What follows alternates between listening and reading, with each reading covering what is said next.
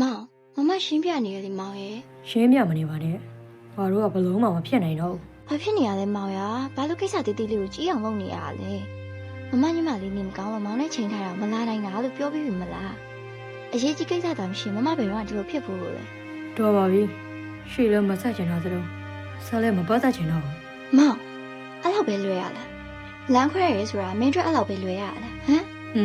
မင်းထင်တဲ့အတိုင်းပဲ ငါလမ်းမခွဲချင်ဦးမောင်ရဲ့ဝေးလည်းမဝေးချင်အရန်ကလေးမဆန်လို့ရမလား ငါကလေးစံတွေကငါကမကောင်းငါကဘာမှနားမလည်ပြတတ်ဘူးငါနဲ့ဆက်မပတ်သက်နဲ့မင်းနဲ့ငါနဲ့နေရတာမလွတ်လပ်ဘူးမလား အဲ့လိုမဟုတ်ပါဘူးမောင်ရဲ့ လမ်းခွဲခဲ့ပြီးပြီမဟုတ်ငါတို့ဆက်မပတ်သက်ပဲနေကြရအောင်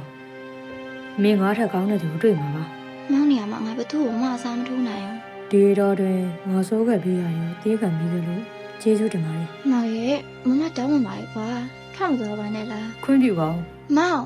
မောင်လေငါ့ဆိုအမြဲအဲ့လိုပဲလမ်းမနိုင်မဲ့တင်ရောတိတ်အနိုင်ရလို့နဲ့မောင်ရဲ့ငါလေ